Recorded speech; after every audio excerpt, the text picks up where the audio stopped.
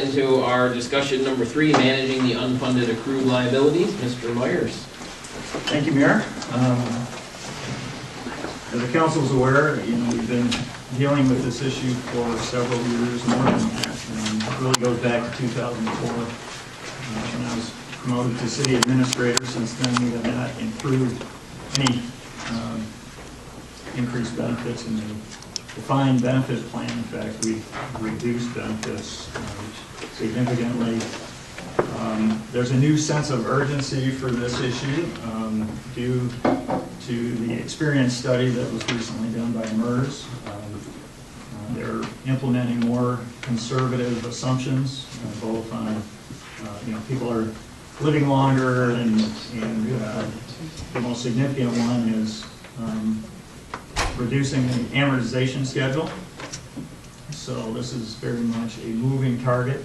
The amortization schedule until 2005 was 30 years. Now they're going down to 15 years. So there is a renewed sense of urgency, and the background on why we're at where we are is well documented, and I won't go over that in detail, as are the things that we've done in recent years to manage the unfunded liability. The Budget Committee met and has been meeting since September. The Budget Committee is myself, Finance Director Mike Houston, and Administrative Services Director Anthony Chandler. We brainstormed some new strategies. We've reviewed those with the executive staff or the department directors. We've also reviewed those with the mayor, and I'm pleased to present those tonight. Anthony will go over and a PowerPoint that he put together, kind of setting the context of the situation.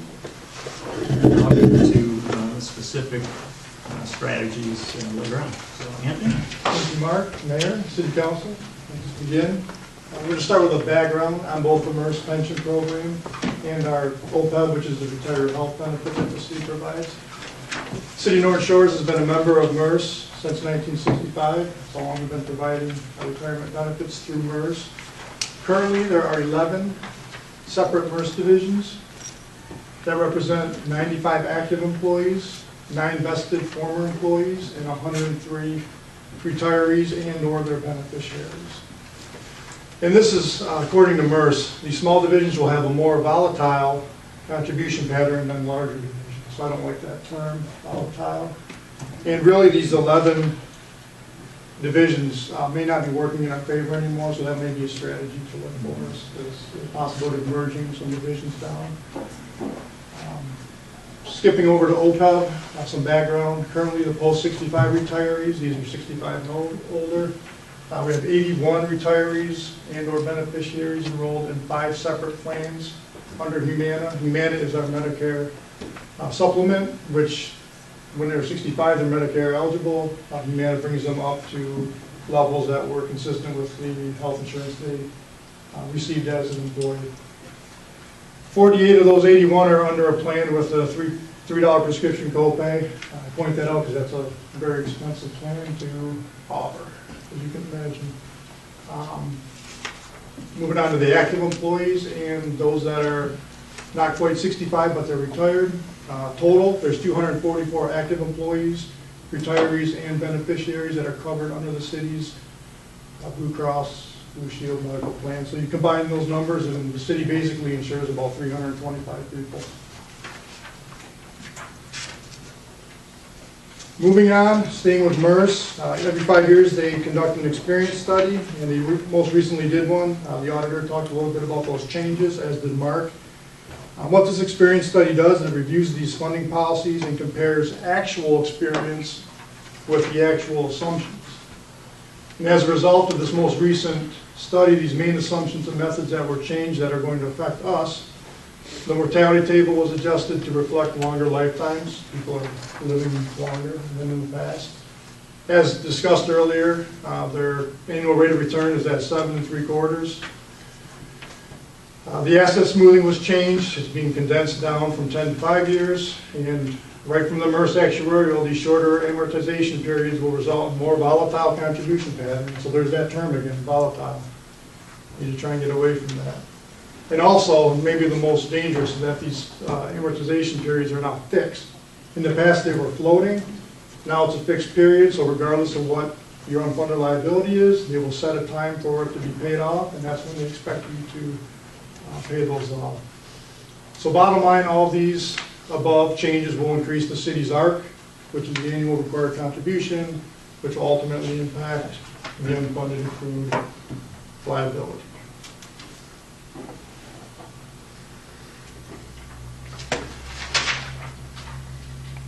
Let's dig a little deeper into the MERS, and this is right from the actuarial from the last year. This is their 5-year projection, beginning next budget year, July 1. The annual employer contribution, or the ARC, will be just over $2 million, and at funding level 47%, which is where we're currently at. These are their projections, so they're projecting each year for the next 5 years of an increase of about $150,000 for the ARC, and the funding level continues to go down. So that's what they're projecting for us to contribute. However, our funding level still continues to go downward. Let's look at our liabilities and break these down. Currently, our liability, this is total liability, not unfunded, is just under $45 million. Active employees account for about $17.5 million of that. Remember, there's 95 of those. The 9 vested former employees account for about $900,000 of that liability. In the retirees and the beneficiaries account for over $26 million. That's your total number for the liability. Now our assets, looking at those, the active employees, the assets are at $2.5 million. Compare that with the liability of the actives, and that's a big gap. And that's that concept where, you know, the current generation is not covering itself. The vested former employees is assets of just under $5,000, and then the retires and beneficiaries are the bigger number because they have the bigger liability. You subtract the assets from the liability, and the unfunded accrued liability is over here at $23.5 million, which we all were aware of. Another comparative schedule. This is a scenario where you go back to the year 2007, and the city's assets were at about $19.5 million, and the unfunded liabilities were at about $11.7 million. This is back in 2007. Fast forward 8 years to 2015, the assets are at about $21.3 million. Moderate, steady growth over those 8 years, but look at the unfunded. They doubled over that same 8-year span. And why did this occur? The city wasn't just sitting on its hands at this time. They had lowered the DB benefit plan for new hires. They had eliminated the cost of living adjustments for retirees. And they've implemented employee contributions. But still, with all those efforts, the unfunded liability still doubled in that time span.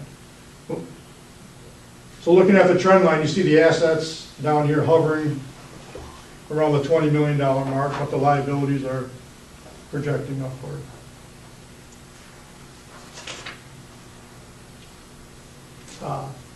Moving on, let's turn our attention to OPEB. This is the retiree health. This is another comparative schedule that I put together. This is the monthly insurance cost for the city. This is based on a current retiree, year 2016. Let's say this person's retired for 8 years, and this is how much their cost is monthly to provide insurance for themselves and their dependents. So annually about $20,000. This new retiree in 2016 is under the stipend plan that we've implemented and have implemented since 2011. They're capped at $600 a month, just for the employee. The spouse, no coverage. Dependents, no coverage. That's employee only. That's maximum. So look at the comparison: $19,800 a year, $7,200 a year. Let's fast forward again 10 years. The same retiree, their insurance increased, and that's a modest increase, by the way, 2% every year. But nonetheless, I just want to show the comparison. Now they're up to $24,000 a year, and this other retiree, 10 years later, is still the same amount. It doesn't grow, stays the same. So these are strategies that have already been implemented as cost-saving measures that the city has already been able to do. The non-union group is under it since 2011. The Teamsters incorporated it in 2012, and the full-time firefighters have been doing this since 2013. And these are for new hires. So if you look at the trend line, there's a huge difference there. And over a 10-year period, one retiree may cost the city over $200,000, whereas another retiree would only be $72,000. That's a huge difference, and that's already in place. Anthony, are we required to pay for the supplement, or we just choose to pay for the We supplement? choose. We choose to. That's pay a for the reduction from what was offered in the past. So we're still providing some portion of a benefit to new hires when they retire, but as you can see, it's drastically different, and it's much less expensive. And we're paying that post-Medicare as well, so after they turn 65, we're still offering a supplemental? Yes, but it would be much less, because at that point, their supplement wouldn't even cost close to $600,000 a month. Okay. So it's not an automatic 600, it's what the actual cost is. Okay, so this would include pre-Medicare retirees then? Correct. Okay. Could I just ask a question? You use the term new retiree. Is that, for instance, someone who's worked here for 20 years is a new retiree? Is that what you're referring to, or are you talking about new hires? New hires. So that's really the wrong word to use. That's new hires then, right? Thank you. A new hire who retires after they've been with the city when they begin in 2011. And this is just a trend line for the last 10 years. You know, the projections from 2016 are going to continue to go up.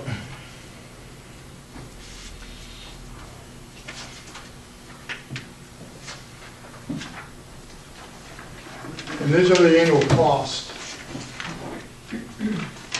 per the actuarials and per the audit OPEB. And as you know, the annual cost, we've been paying more than what the annual cost is for the MERS, but with the OPEB, we've not been paying what the annual cost is.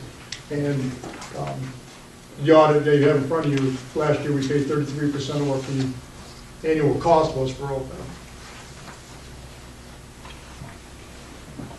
So that's some background, and now I can pass it on to Mark, and he can discuss some strategies that. Thank you, Anthony. You want this one? If you don't mind running it, that'd be great. Sure. All right, so, you know, we've obviously outlined our goals and objectives and strategies. The goal certainly is to ensure sustainable benefits for employees and retirees. We've made promises as a city, contractually, to employees and to retirees, and it's up to us. We are obligated, that is our charge, to ensure that those benefits are sustainable. So in terms of objectives, when you're looking at managing unfunded liabilities, you know, lowering the, you know, there's essentially three. We have employed the first two for several years. The first, of course, is to lower the cost of benefits. So we've gone to reduce benefit pension plan, we've reduced retiree health care, and the like. Increased funding, we've increased funding in terms of the pension ARC. We've paid above the ARC most recently to the tune of $500,000 per year for the last 3 fiscal years. And then the third one, and we'll talk more about that later more specifically, is to spread payments over time. You know, obviously with the reduced amortization schedule, you know, that's the analogy I'd use for the public is, you know, let's say you buy a house and you get a 30-year fixed loan, and then a couple of years into your loan, the bank calls you up and says, oh, by the way, Mark, we're gonna make this a 23-year loan, not a 30-year loan. So your $1,000 a month payment just went up 30%. Now you're paying $1,300 a month having this day. And now, you know, a couple of years after that, the bank comes back and says, you know what, we're going to put you now on a 15-year mortgage. So now your $1,000 payment is going to cost $2,000 a month. So in that sense, in terms of the amortization schedule, that's kind of what's happening to the defined benefit pension plan. So if we can spread payments over time, we can reduce the amount of the annual ARC, and we're better able to budget for it. All right, so the next slide, pension. under the objective of lowering costs. This is the most significant pension strategy that we have, and that is to close the more expensive defined benefit pension plan and open a defined contribution plan for new hires. This has been our goal to be able to consider this since 2010. Unfortunately, MERS had restrictions on that. We haven't been able to do it. However, those restrictions were lifted in September of this year. And so now we have, with our discussion at the October work session, staff has ordered the required actuarial study. So we're anxious to get that back and see what that looks like, and hopefully this is a viable option. So Mark, previously we had to be 80% funded to make the change? That's correct. So what was the change in September? They lowered it to? Zero. Oh, zero? There is no restriction. Okay. Mark, is that a reflection of so many municipalities in a similar situation as us, do you think, or? Well, I imagine that MERS probably was pressured by many not to restrict it, so that more could close the DB plans and open DC plans. And perhaps they were looking, some perhaps felt that MERS was trying to protect their DB assets by requiring DB, essentially requiring DB plans. If you were under 80% funded. The average funding level in Michigan is about 64 to 68%, so that would put the average municipality wouldn't be able to open a DC plan. So anyway, the good news is that has changed, so we have already implemented that process to look at that requirement. How long do you have to work here? Second item, managing compensation costs for existing employees. We do this on a regular basis. We look at certain standards for adjusting wage ranges and reviewing performance-based pay for the non-union or merit pay. Going forward, we're going to look at this more conservatively and certainly keep unfunded liabilities in mind. The third item, review types of compensation that are reported in MERS for calculating final average compensation. We're currently surveying comparable municipalities to determine if what we include, things like base pay, overtime, paid leave time, that type of thing, if those, if we're reporting the appropriate amount toward the FAC, and if not, we need to adjust that. And then the last item, review opportunities to lower personnel costs by either contracting out services or positions, combining positions, or eliminating positions through attrition. Those of you who were through the Great Recession will remember what that's like. So, under pension, increased funding. As you recall, when staff recommended that we extend the term of the TIFA plan, and we amended that plan for new projects, that we also recommended that we would not need to capture 100% of the revenue in the TIFA district. And so I'm recommending that we budget for a pass-through of those funds, and that will provide approximately $525,000 in additional revenue that in the next budget I would recommend that we put towards, now this is a cumulative number, so this would be both towards pension ARC and also the OPEB ARC. We would have to determine what amounts for each. We believe that there's enough existing fund balance in the TIFA fund to fund current projects for approximately the next 3 years or more. So, next item, increasing funding, implement and maintain an employee contribution towards pension. We've done this for